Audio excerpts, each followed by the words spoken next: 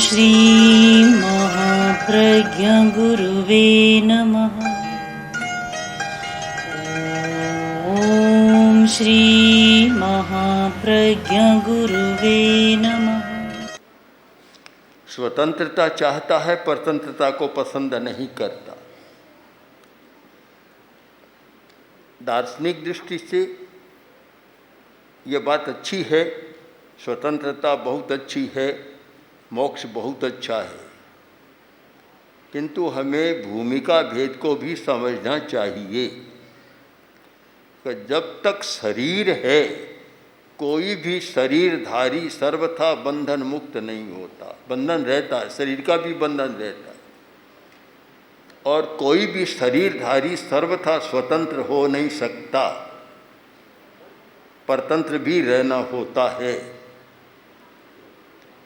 एक बीमार आदमी है और वह कहे कि मैं तो स्वतंत्रता से काम करूंगा, दवा इच्छा है तो लूँगा, नहीं लूँगा।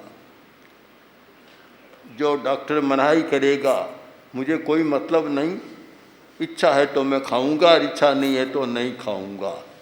अब इच्छा है तो खाऊंगा, वहाँ इच्छा नहीं चलती। अगर उसे स्वस्थ होना है तो डॉक्टर या चिकित्सक वैद्य के अनुसार उसे सारी चर्या करनी होगी।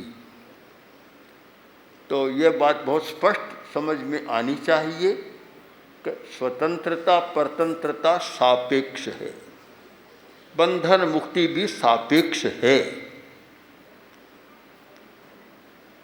जहाँ शरीर मुक्त है, कोरी आत्मा है, हम कह सकते हैं पूर्ण स्वतंत्र है, कह सकते हैं कि पूर्ण मुक्त है, कोई बंधन नहीं है। तो जब शरीर का बंधन है तो शरीर के साथ आहार का बंधन है, खाने को भी चाहिए, पानी पीने को चाहिए, और कपड़ा भी अल्प या अधिक चाहिए, आवास भी चाहिए, और भी न जाने कितना चाहिए।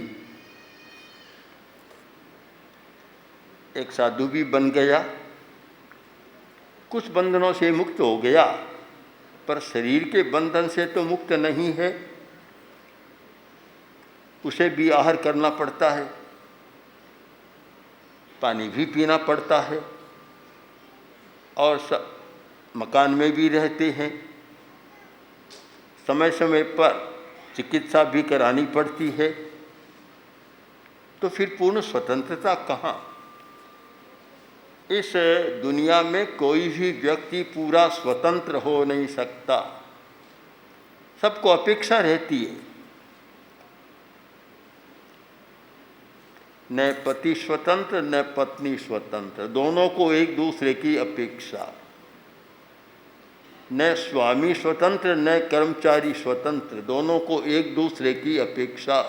जहाँ अपेक्षा है वहाँ कोई स्वतंत्र हो नहीं सकता। अच्छा है तो एक ऐसा धागा हमारी हाथ आए जिससे सारी जीवन की चर्या एक माला बन जाए। माला बहुत अच्छी है, क्योंकि माला में परतंत्रता भी नहीं, हर मन का अलग अलग है, अपना अपना अस्तित्व स्वतंत्र, किंतु सब जो एक धागे में जुड़े हुए हैं। धर्म के क्षेत्र में, समाज के क्षेत्र में, और चाहे राजनीति के क्षेत्र में, सब सर्वत्र विधि निषेध चलता है।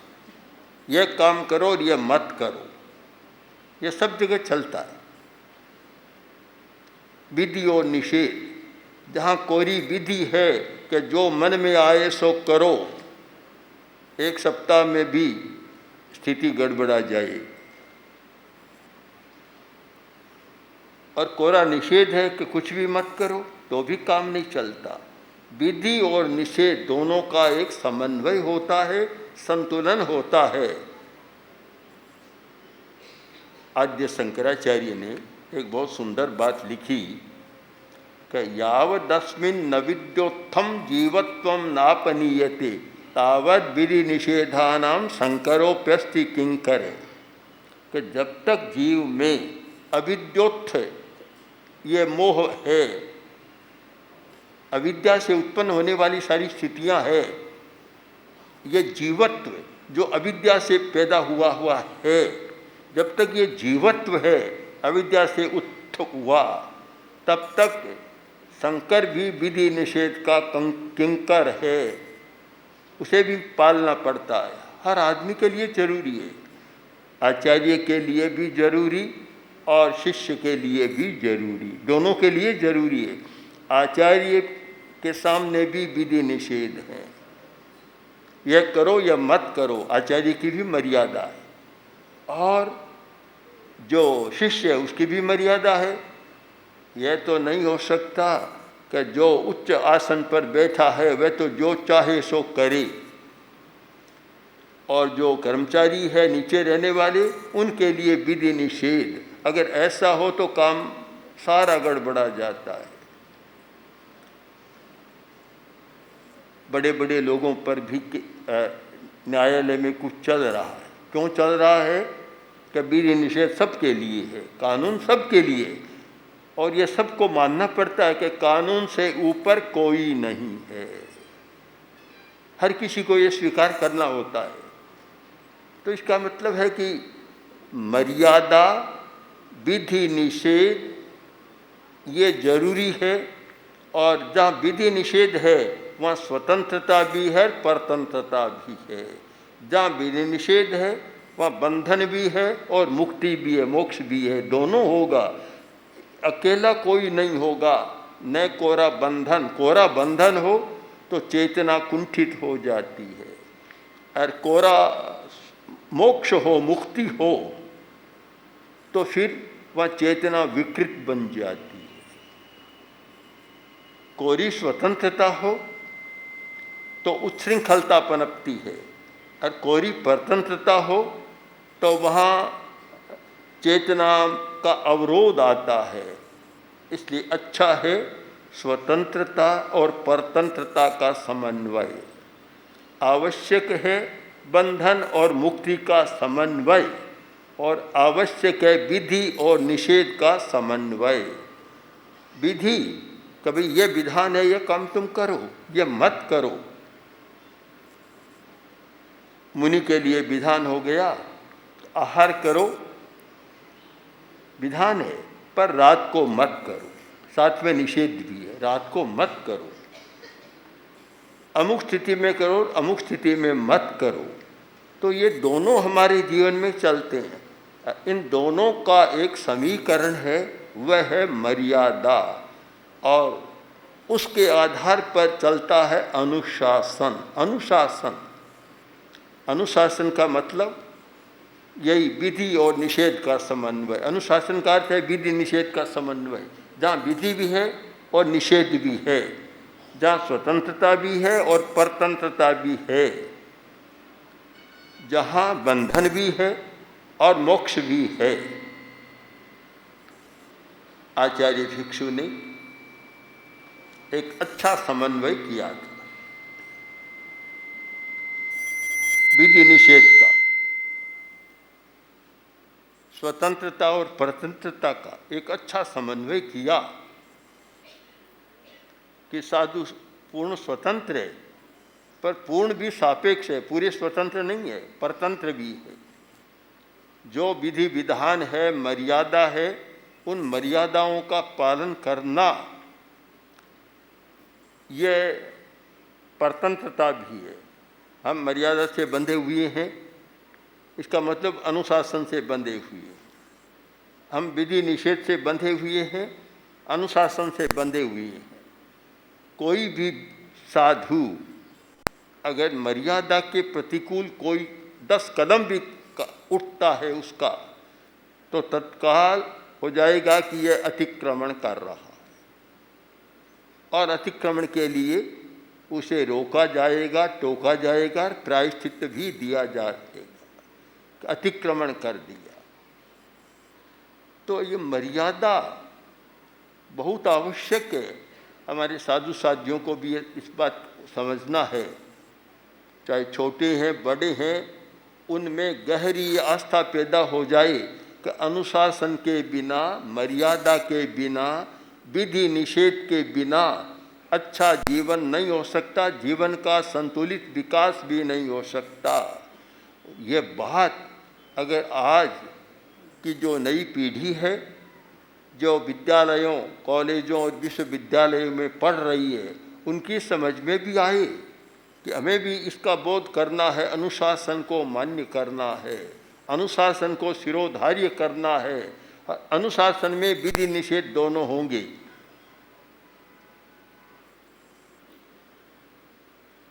कोई साधु क्या करे, अब मर्यादा का क्या आधार बने, उसका थोड़ा सा मूल पाठ हमारा यह है कि सर्व साधु साध्वियाँ 5 महाव्रत, 5 समिति और 3 गुप्ती की अखंड आराधना करे।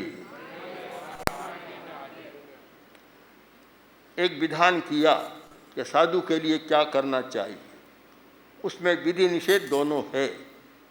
5 महाव्रत, अहिंसा पहला महाव्रत, अहिंसा का आचरण करना है, हिंसा का आचरण नहीं करना, दोनों साथ साथ चलेंगे। फिर 5 समितियाँ, कोरी निवृत्ति से काम नहीं चलता, प्रवृत्ति जीवन के लिए आवश्यक है, तो चलना आवश्यक, तो उसके लिए भी विधि निषेध। कैसे चलो कि देख कर चलो और बिना देखे मत चलो। आवश्यक हो तो स्थान से बाहर जाओ, आवश्यक न हो तो बाहर मत जाओ। आपको पता है कि साधु जब स्थान से बाहर जाते हैं, कभी सुना होगा, उस समय कहेंगे आवश्यही आवश्यही, ये उच्चारण करके बाहर जाएंगे। एक स्थान पर हैं, दरवाजे से जब बाहर जाते हैं तो पहले बोलेंगे आवश्यही आवश्यही। कोई धीमे बोलता है, कोई जोर से बोलता है। मुझे याद है आचार्य तुलसी जब जैन विश्व भारती में थे और हमारे छोटे छोटे मुनि थे, जब दरवाजे से बाहर जाते तो इतने जोर से बोलते कि पड़ोसी की नींद भी उड़ जाए, खूब तेज से बोलते थे। तो जाते समय कहेंगे आवश्यही।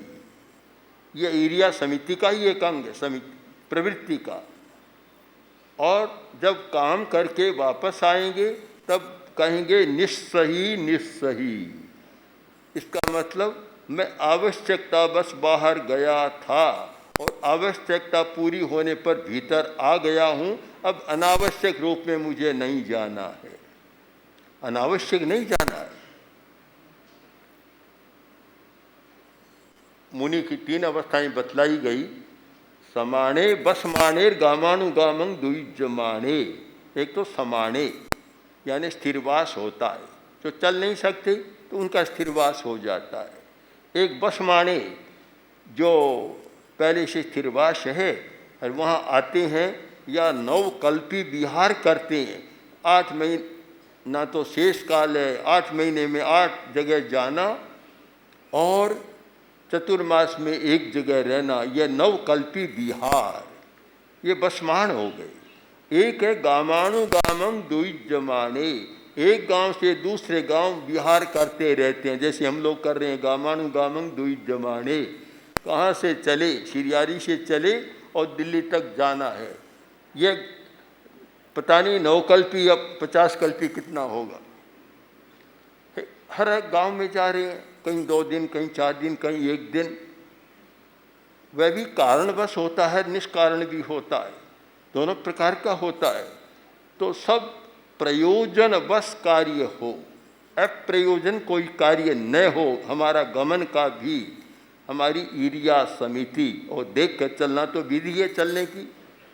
भाषा समिति मुनि के लिए एक अनुशासन है कि वह बोले। पहली बात तो जैसे है, हम पहले चलें, कभी स्थान से बाहर न जाए, ये सामान्य नियम है। अपेक्षा हो जाने की, भिक्षा लाना और कोई प्रयोजन है, जाए तो आवश्यक हो तो जाए, अनावश्यक न जाए। ऐसे ही भाषा समिति में है, सामान्य विधि तो न बोले, बोले नहीं। जब बोलना जरूरी हो तो फिर कैसे बोले, वह समिति कटु वचन न बोले।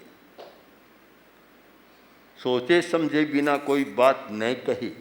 मुनि की भाषा तो ऐसी होनी चाहिए कि दूसरे के लिए उदाहरण बन जाए, दूसरा कुछ सीख सके कि कैसे बोलना चाहिए।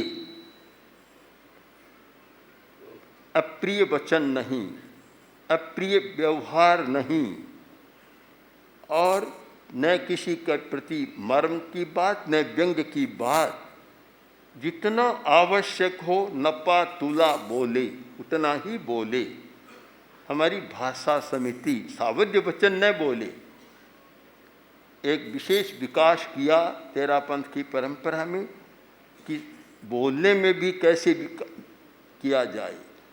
जब हम इस स्थान में बैठे हैं, एक कमरे में, आवश्यकता है कि कोई यहाँ न रहे, और गृहस्थ 10, 20, 50 बैठे हैं, एक तो हम यहाँ के अब चले जाओ तुम, ये हमारी विधि नहीं है।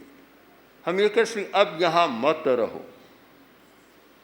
भाषा में बहुत अंतर आ गया भाषा। अब यहाँ मत रहो, इसका मतलब हमारी अपेक्षा है चले जाओ, या हम तुम्हें आदेश दे रहे हैं। क्यों चले जाए, कहाँ चले जाएं, पता नहीं क्या हो जाए।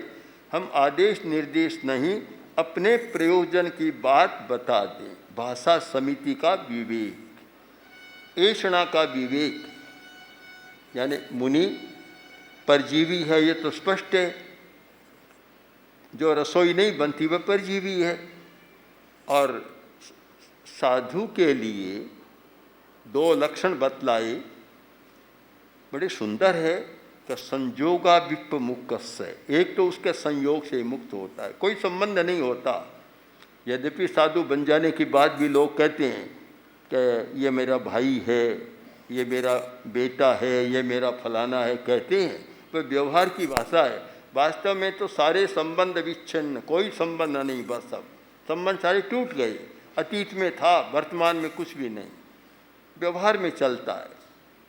तो एक लक्षण तो है संबंध से मुक्त। दूसरा अनगार, अनगार है, कोई घर नहीं है उसका, अपना कोई घर नहीं। और जहाँ जहाँ साधु अपना घर बनाते हैं वहाँ वहाँ समस्या होती है, लड़ाई झगड़ा होता है। निश्चित माने कि जहाँ घर होगा, मकान होगा साधु का, तो लड़ाई झगड़ा निश्चित है। वह जीते जी होगा या मर जाने के बाद होगा, अवश्य भावी है। तो मकान नहीं होता उसका, कोई संबंध नहीं, घर नहीं। और तीसरी बात भिक्षु, रसोई नहीं, रसोई नहीं बनती, बस भिक्षा से अपना काम चलाता है, जो मिलता है लेता है। तो ये भिक्षा का भी एक बड़ा विवेक है कि साधु आहार कैसे ले। इस बारे में साधु साधियों के लिए भी जरूरी है जागरूकता, और श्रावक समाज के लिए भी आवश्यक है कि जब साधु के लिए रसोई नहीं है तो फिर उसके लिए रसोई बनाना भी उचित नहीं है। अगर बनाना होता तो फिर अपनी रसोई क्यों छोड़ता। छोड़ा इसलिए कि मेरी कोई रसोई नहीं, मैं रसोई नहीं बनाऊंगा, जो मिले उससे अपना जीवन चलाऊंगा। जब यह व्रत है, यह संकल्प है, तो फिर साधु भी जागरूक रहे और गृहस्थ भी जागरूक रहे कि जो हमारे घर में बनता है बस वही हम साधु को दें, न कि उसके लिए बनाएं। अगर बनाया इसका मतलब तो साधु को अपने पाहुना मान लिया। जब कोई पाहुना आता है तो उसके लिए विशेष रसोई बनाई जाती है, और साधु को भी मान लिया। इसलिए ऐषणा समिति के प्रति भी पूरी जागरूकता रहे। कोई भी वस्तु तैयार करना, आदि आदि करना, ये सारे काम वांछनीय नहीं है, अकल्पनीय है, मर्यादा के प्रतिकूल है। अगर साधु भूल करे तो साधु की भी भूल, और श्रावक भूल करे तो श्रावक की भूल, दोनों ओर से ये जागरूकता बराबर रहनी चाहिए। चौथी समिति है कि वस्त्र पात्र आदि लेते रखते समय पूजने परसने की पूर्ण सावधानी। आदान निक्षेप में भी पूरी सावधानी। उपकरण है कैसे रखना, कैसे काम में लेना, और प्रतिलेखन प्रतिक्रमण में बात न करे। जो उसके बाद उत्सर्ग समिति है, उसका भी विवेक। 3 है गुप्तियाँ, मन गुप्ती, वचन गुप्ती, काय गुप्ती, यानी तीनों का संवरण करना, तीनों पर नियंत्रण करना, मन पर नियंत्रण, वाणी पर नियंत्रण और शरीर पर नियंत्रण। ये 13 प्रकार होते हैं। 5 महाव्रत, 5 समितियाँ और 3 गुप्तियाँ। कोई पूछे साधु का लक्षण क्या, तो अगर हम जैन दृष्टि से देखें तो बहुत साफ लक्षण निर्धारित किया गया है कि जिस व्यक्ति में 5 महाव्रत, 5 समितियाँ और 3 गुप्तियाँ है, वह हमारी भाषा में साधु है। ये साधु का एक लक्षण है। आचार्य भिक्षु के पास कुछ व्यक्ति आए और बोले, महाराज अमुक अमुक संप्रदाय है, आपकी दृष्टि में साधु कौन, असाधु कौन? आचार्य भिक्षु ने कहा, मैं किसको असाधु कहूँ? मैं किसी व्यक्ति पर आक्षेप करना नहीं चाहता, कुछ कहना नहीं चाहता। मैं तुम्हें सामान्य लक्षण बता देता हूँ, तुम स्वयं परीक्षा कर लो। उन्होंने उदाहरण की भाषा में समझाया कि एक वैद्य के पास एक आदमी आया, आकर बोला कि हमारे गांव में आजकल नग्न व्यक्ति भी बहुत हैं, तो नग्न कितने हैं, वस्त्रधारी कितने? उसने कहा, मैं इस प्रपंच में नहीं जाता, कि मुझे दिखाई नहीं देता, अंधा था। कि मैं एक काम करता हूँ कि तुम्हारी आंख में ऐसा सुरमा आंजूंगा कि तुम्हें दिखने लग जाएगा, फिर तुम स्वयं निर्णय कर लेना कितने सवस्त्र है, कितने अवस्त्र है।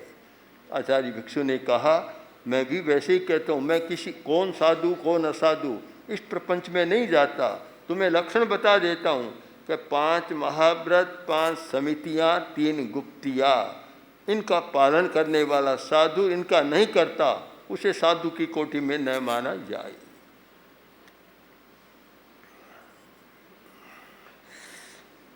ये हमारा मूल आधार है मर्यादा का, मूल आधार आचार है। अब इसके बाद होता है सिद्धांत और विचार। आचार्य भिक्षु ने सूत्र सिद्धांत देखकर सम्यक श्रद्धा और आचार की प्ररूपणा की। हमारा आचार क्या हो और सम्यक आचार हम किसको माने, तो इस पर बतलाया कि त्याग धर्म, भोग अधर्म। अब धर्म की परिभाषा, इतनी छोटी परिभाषा दी है कि धर्म किसको माने हम। वैसे तो हर बात को धर्म मानते हैं, कोई भी अच्छी बात है हम उसको धर्म कह देते हैं, पर हमारा एक विवेक होना चाहिए कि एक सामाजिक कर्तव्य है, एक धर्म है। धर्म का उद्देश्य है मोक्ष की साधना और सामाजिक कर्तव्य का उद्देश्य है अच्छे समाज की रचना। हम हर बात को धर्म कह देते हैं, ऐसा नहीं होना चाहिए। जहाँ विश्लेषण करें हमारा विवेक होना चाहिए। इस आधार पर आचार्य भिक्षु ने एक परिभाषा दी कि त्याग धर्म, एक छोटी सी परिभाषा का जितना जितना त्याग उतना उतना धर्म, और जितना जितना भोग वह लौकिक काम, समाज का काम, सामाजिक दिशा, सामाजिक कर्तव्य। दूसरी कि व्रत धर्म अव्रत अधर्म, जितना जितना व्रत है जीवन में वह तो धर्म है, जो अव्रत है वह सामाजिक कोटि में है। तीसरी को परिभाषा दी आज्ञा धर्म, अनाज्ञा अधर्म। जहाँ जहाँ वीतराग की आज्ञा है, जिस कार्य का वीतराग भी अनुमोदन करता है वह हमारे लिए धर्म है, जिसका वीतराग निर्देश नहीं देता वह हमारे लिए धर्म नहीं है। इस आधार पर उन्होंने सारी अहिंसा और जीवन मरण की सारी व्याख्या की। हमारा एक आचार, हमारा एक सिद्धांत विचार। अब तीसरी बात है संगठन, अनुशासन। संगठन भी कैसे चलता है उसे भी समझना है। संगठन कैसे, कि मर्यादा के बिना कोई संगठन नहीं चलता, चाहे साधुओं का हो चाहे गृहस्थों का हो। कोई भी संगठन अनुशासन के बिना, मर्यादा के बिना नहीं चल सकता। उसके लिए अनुशासन जरूरी, मर्यादा का बंधन जरूरी है। मर्यादा बंधन है पर वह बहुत जरूरी है और उसके बिना कोई अच्छा बनता नहीं। इस आधार पर, चिंतन के आधार पर आचार्य भिक्षु ने मर्यादात्मक अनुशासन दिया। जिस अनुशासन के साथ मर्यादा है, विधि विधान है, वह अनुशासन दिया मर्यादा। तो उन्होंने जो मर्यादा की संगठन के लिए, उस मर्यादा करने का अनुशासन का उद्देश्य क्या था, आप उद्देश्य पर ध्यान दें। अगर आज भी संगठन बनाने वाले, चाहे राजनीति का संगठन हो चाहे सामाजिक संगठन हो, इन उद्देश्यों को सामने रखे तो शायद संगठन बहुत अच्छा बन सकता है और शक्तिशाली भी बन सकता है। भिक्षु स्वामी ने न्याय, समविभाग, समभाव की वृद्धि के लिए पारस्परिक प्रेम, कलह निवारण और संघ की सुव्यवस्था के लिए अनेक प्रकार की मर्यादाएं की। 6 उद्देश्य मर्यादाओं की। पहला, न्याय, वह संगठन जिसके हर सदस्य को न्याय मिलना चाहिए, पहली बात है। कल ही हमारे पास सिद्धराज जी जड्ढा और सर्वोदयी लोग जो यात्रा करके आए, मद्य निषेध के बारे में सब लोग बैठे थे, तो बातचीत लंबी हुई। बातचीत के प्रसंग में चला कि जब सरकार से न्याय न मिले तो फिर जनता में क्षोभ पैदा होता है। बिल्कुल सही बात है।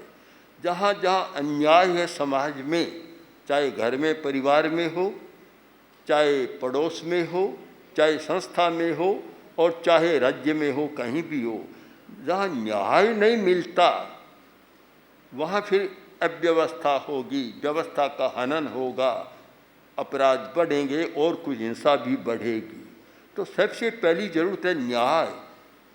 जब हम अहिंसा को मानकर चलते हैं, आत्मा की समानता को मानकर चलते हैं, यद्यपि शरीर का जीवन जीते हैं, फिर भी सबके साथ न्याय का व्यवहार हो, किसी के प्रति अन्याय न हो, यह एक अनुशासन का पहला सूत्र होना चाहिए। और संगठन में यह रहे, अनुशासन में यह रहे कि किसी भी सदस्य के प्रति अन्याय नहीं होना चाहिए। दूसरा है समविभाग। समविभाग बहुत जरूरी है। एक पिता पुत्रों के प्रति बंटवारा करता, समविभाग नहीं करता। और एक धर्म संघ में या संगठन में समविभाग नहीं होता, अच्छा नहीं चल सकता। हमें जो अनुशासन मिला उसका तो यह समविभाग आपको मालूम होना चाहिए। हम इस भवन में रह रहे अणुविभा में, और हमारे साथ काफ़ी साधु है, 41 साधु हैं। साध्वी प्रमुखा वहाँ रह रही है, साध्वियाँ भी काफ़ी है अभी। पर यह भी पता है कि कौन कहाँ बैठेगा, ऐसे नहीं बैठ सकता। पहले स्थान का समविभाग होता है। जब साधु हम आते हैं यहाँ, आने के बाद फिर महाश्रमण सारा निरीक्षण करते हैं कि स्थान कितना है, कमरे कितने हैं, स्वयं जाते हैं या करवाते हैं। और फिर सबको बुलाकर, जो वर्ग हैं अलग अलग, उनको बुलाकर और क्रम से के स्थान की जो पांति है, विभाग है, वह करते हैं। तब जाकर साधु अपने स्थान पर बैठते हैं। जब तक वह नहीं होता तब तक तो अधर में रहते हैं, कहाँ बैठेगा पता ही नहीं होता। स्थान का भी विभाग होता है। अगर विभाग न हो, यह तो बड़ा मकान है, छोटा मकान, और एक ही दरवाज़ा हो, गर्मी का मौसम हो, एक साधु जाकर पहले आसन जमा लेगा, दूसरे भीतर बैठे रहो, ऐसा नहीं हो सकता। सारा पांति से काम होगा। आहार का भी पांति से, पानी का भी पांति से। अगर पानी कम है तो बराबर पांति से होगा। मैंने तो स्वयं देखा है, गुरुदेव जब 4 की साल फतेहपुर विराज रहे थे, गर्मी का मौसम था, पानी कम मिलता, तो फिर विभाग करना होता। विभाग में भी कभी इतना घंटा में इतने से ज़्यादा पानी मत पियो, सारी व्यवस्था करनी होती। तो समविभाग बहुत जरूरी है, उसके बिना अच्छी व्यवस्था नहीं हो सकती। तीसरा है समभाव, सबके प्रति समभाव। चौथा पारस्परिक प्रेम, सब में पारस्परिक प्रेम बना रहे, और वह मर्यादा के बिना रहता नहीं। परिवारों में भी देखते हैं कि जब तक प्रेम होता है तब तक तो बंटवारा नहीं करते, और जब प्रेम टूटता है तब बंटवारा करते हैं, तो फिर लड़ाइयाँ चलती है कोर्ट तक और सुप्रीम कोर्ट तक भी चले जाते, व्यवस्था नहीं करते। जरूरी है पारस्परिक प्रेम और कलह निवारण, कलह न हो, असंग की सुव्यवस्था। इन 6 उद्देश्यों के साथ मर्यादा का विधान किया गया। अब हमारी मौलिक मर्यादाएं, सर्व साधु साध्वियाँ एक आचार्य की आज्ञा में रहे, यह पहली मौलिक मर्यादा है। एक नेतृत्व विहार चतुर्मास आचार्य की आज्ञा से करें। तीसरा, अपना शिष्य शिष्याएं न बनाए, कोई किसी का शिष्य नहीं है। 800 लगभग, और श्रावक समाज भी शिष्य ही है, इतने साधु साध्वियाँ समणियाँ है, तो सब एक आचार्य के शिष्य, कोई किसी का नहीं। आज ये शिष्यों की ऐसी आकांक्षा जाग गई कि समस्या भी पैदा हो रही। चौथी, आचार्य योग्य व्यक्ति को दीक्षित करे, दीक्षा की भी मर्यादा, कि योग्य व्यक्ति को दीक्षा दे। दीक्षा देने के बाद भी कोई लगे कि योग्य नहीं है और कोई बुद्धिमान साधु कहे, सुझाव दे, तो उसे संग से अलग भी किया जा सकता है, ये विधान है। और पांचवा है, पांचवी मौलिक मर्यादा, कि आचार्य अपने गुरु भाई या शिष्य को अपना उत्तराधिकारी चुने, उसे सब साधु साध्वियाँ सहर्ष स्वीकार करे। सबसे जटिल बात है ये उत्तराधिकार की। तो एक व्यवस्था दे दी कि आचार्य को अधिकार है कि स्वयं अपना करे, किसी की पंचायत नहीं, न साधु की, न साध्वी की, न श्रावक श्राविका की, किसी की नहीं। जो आचार्य जिसको उपयुक्त समझे उसे अपना उत्तराधिकारी मनोनीत करे और उसे सब साधु साध्वियाँ सहर्ष स्वीकार करे। ये 5 हमारी मौलिक मर्यादाएं हैं, अनुशासन है, और जिसके आधार पर संघ चलता है। अब इसके बाद इन मर्यादाओं और संगठन की सुरक्षा के लिए बहुत सूक्ष्मता से आचार्य भिक्षु ने, जयाचार्य ने ध्यान दिया, और उन्होंने बहुत सारे विधान किए कि संगठन में कहाँ कहाँ बाधा आती है। संगठन में एक बाधा है वैचारिक भिन्नता की, विचार। अब दिमाग तो सबका अपना अपना है, और यह भी हम न माने कि एक ही आदमी समझदार होता है।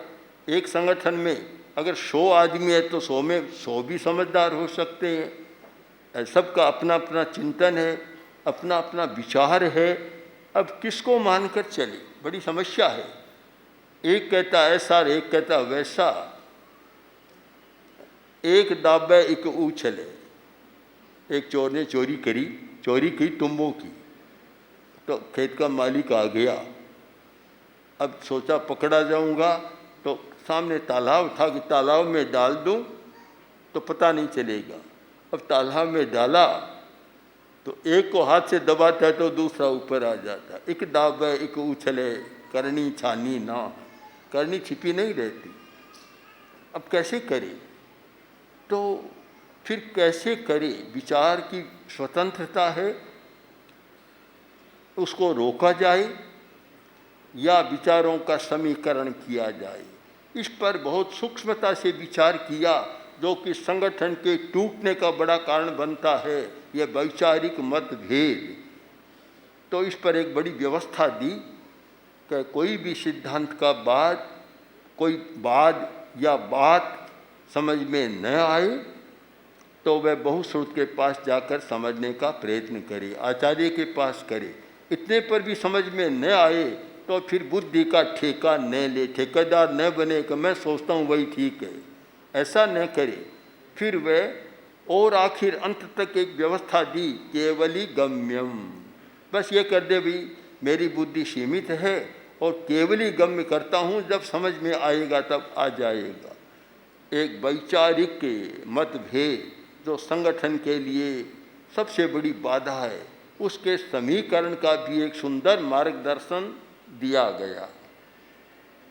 दूसरी बात, संगठन की बाधा है दलबंदी। गण की अखंडता के लिए आवश्यक है कोई साधु साध्वी आपस में दलबंदी न करे। बहुत जरूरी है दलबंदी न हो। सामाजिक जीवन में तो होती है दलबंदियाँ, राजनीति में तो बहुत दल हैं, इतने दल हैं।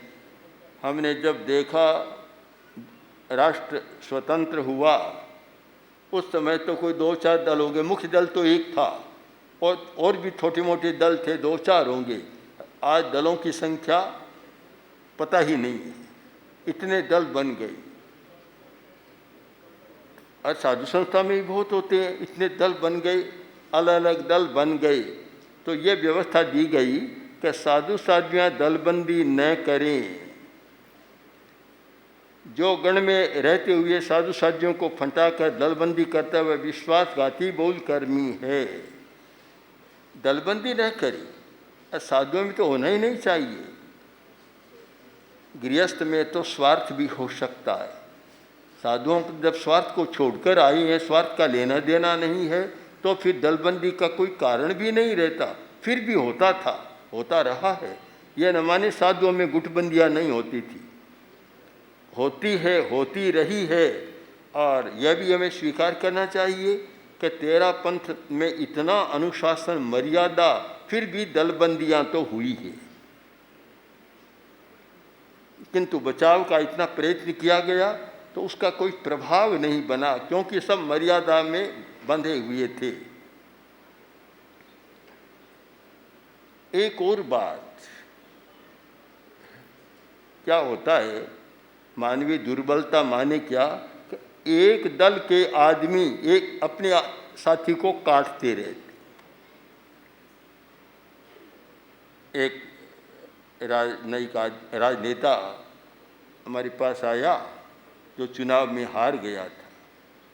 बातचीत चल रही थी तो उसने कहा कि आचार्य जी मैं हारता नहीं, किंतु मेरे ही साथियों ने विश्वासघात किया और मैं हार गया। एक जगह नहीं, शायद बहुत जगह ऐसा होता है कि ये घर की घात, कहते हैं घर की घात, इसलिए मैं हार गया।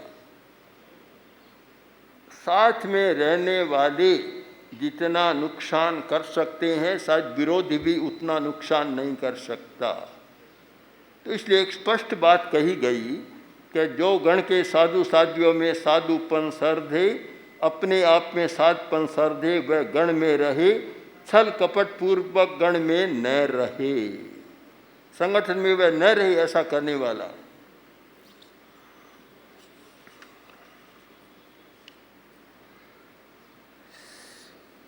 इसके बाद एक संगठन और अनुशासन की दृष्टि से एक बात जो महत्वपूर्ण कही गई कि गण में जो साधु साध्वियाँ हो उनमें परस्पर सौहार्द रहे, कोई परस्पर कलह न करे, उपशांत कलह की उदीरना न करे।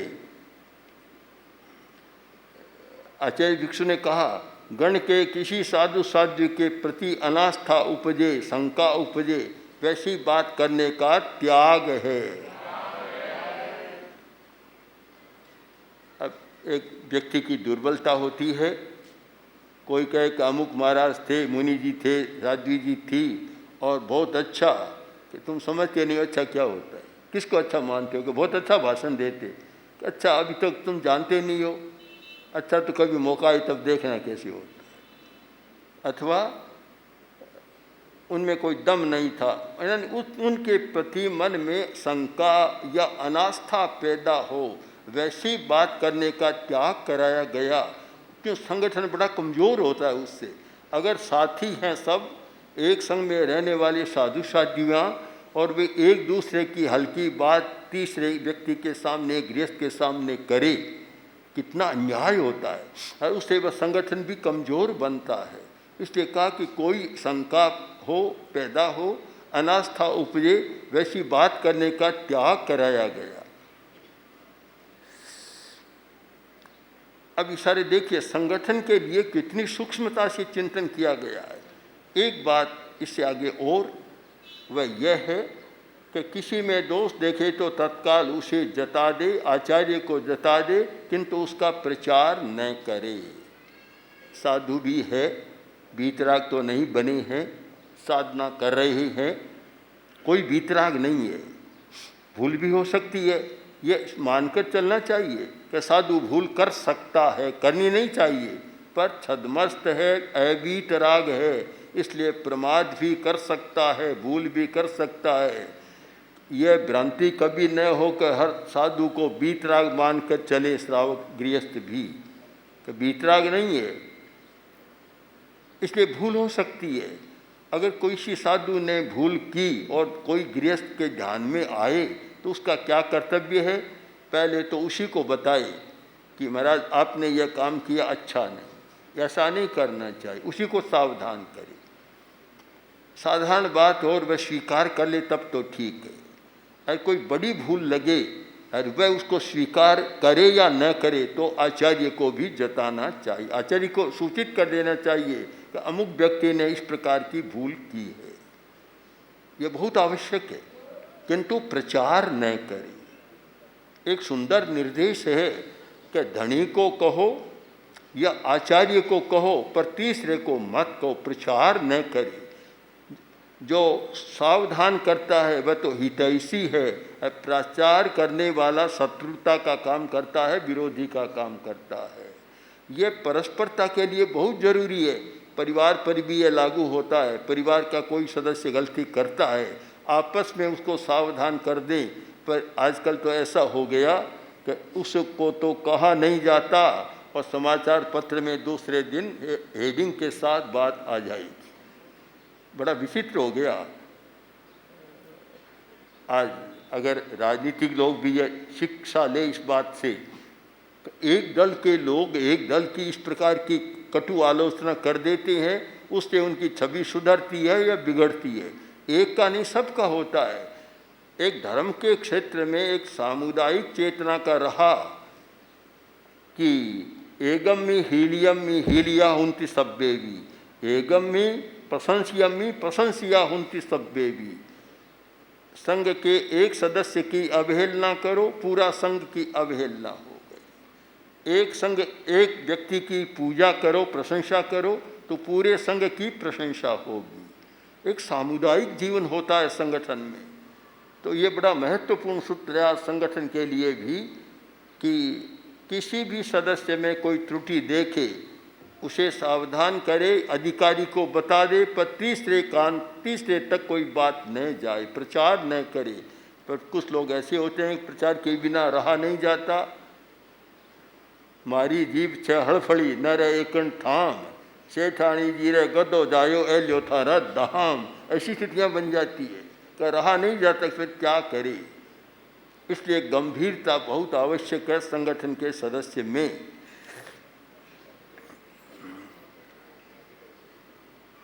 बहुत लंबा प्रकरण है। यानी संगठन की सुरक्षा के लिए जिस सूक्ष्मता से आचार्य भिक्षु और जयाचार्य ने चिंतन किया, उसको आगे बढ़ाया। मैं तो मानता हूँ आज के संगठन जो है राजनीति के या सामाजिक, वे भी इसका अध्ययन करें तो वे काफ़ी उससे लाभान्वित हो सकते हैं और संगठन को अच्छा बना सकते हैं। तो कुछ एक बिंदु मैंने रखे, और बिंदु तो अब छोड़ना ही होगा आज समय की सीमा को देखते हुए। समय की भी अपनी मर्यादा है। गण से बहिष्कृत या बहिर्भूत व्यक्तियों के प्रति हमारा क्या दृष्टिकोण होना चाहिए। कोई साधु है गण से अलग हो जाता है, उसके प्रति हमारा क्या दृष्टिकोण हो। और मुझे याद है ये जयपुर का प्रसंग कि कुछ साधु गण से अलग हो रहे थे। उस समय पूज्य गुरुदेव ने, मैंने और संतों ने, अनेक जो खास कार्यकारी संत थे हमारे साथ, पूरी रात जगाई कि हमारा क्या कर्तव्य, क्या व्यवहार होना चाहिए। शाम को बैठे हम, 4 बजे बाद सोने का थोड़ा अवकाश मिला, 5-6 घंटा पूरी रात जगाई। तो एक ये होता है कि हमारा क्या दृष्टिकोण रहे, हमें क्या करना चाहिए, इसका भी बहुत विवेक दिया गया है। और इसके बाद अनेक सूत्रों के बाद अंत में यह बताया गया कि जो साधु साध्वियाँ हैं, निद्रा हास्य विकथा ये साधना के विघ्न हैं। नींद ज़्यादा लेना, हंसी मजाक करना, विकथा करना, स्त्री काम कथा, राज्य कथा आदि में लिप्त रहना, ये सब साधना के विघ्न है। साधु को इस कार्य में नहीं जाना चाहिए। नींद को बहुमान न दें, हास्य वर्जन करें, स्वाध्याय और ध्यान के द्वारा आत्मा को भावित करें। अब निष्कर्ष में बतलाया कि जो मुनि महाव्रत, समिति गुप्ती, गण की छोटी बड़ी मर्यादा का सम्यक पालन करता है, वह गण की आराधना करता है, वह तो संगठन की आराधना करने वाला है। जो ऐसा नहीं करता वह संगठन का ही विराध ना करने वाला है। इसलिए विनीत साधु साध्वियाँ आज्ञा, मर्यादा, आचार्य गण और धर्म की सम्यक आराधना करें। हमारे धर्म संघ में विनय को बड़ा महत्व दिया गया। विनय को बहुत ज़्यादा महत्व दिया गया। तो महत्व को वाचिक नहीं, जब से कोई दीक्षित होता है उसको जन्म घूंटी भी वह विनय की दी जाती है।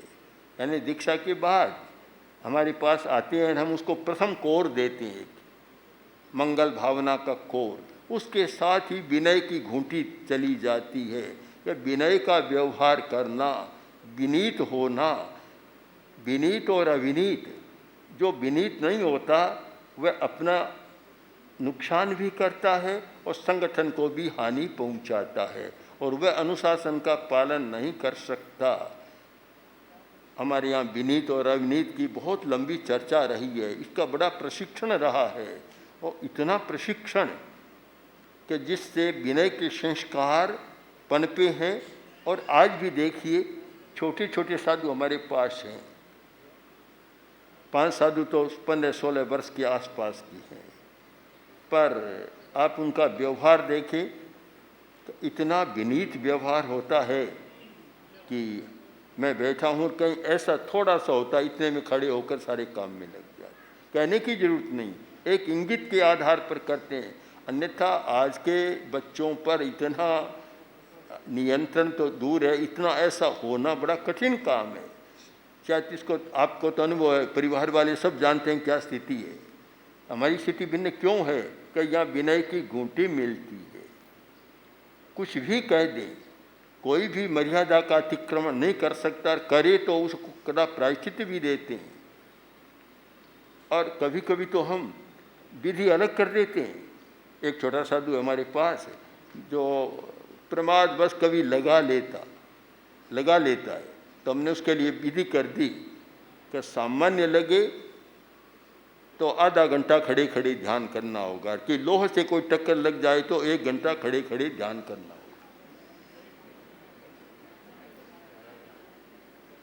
तो उन्होंने सर स्वीकार किया, और एक दिन थोड़ी लगी, आकर बोले कि आज मुझे लग गई। मैंने कहा लग गई, सामान्य लगी है तो कम से कम 15-20 मिनट तो खड़े खड़े ध्यान तुम्हें करना होगा। ये विनय का प्रशिक्षण होता है, तब वे विनीत रहते हैं और इशारे पर चलने वाले होते हैं।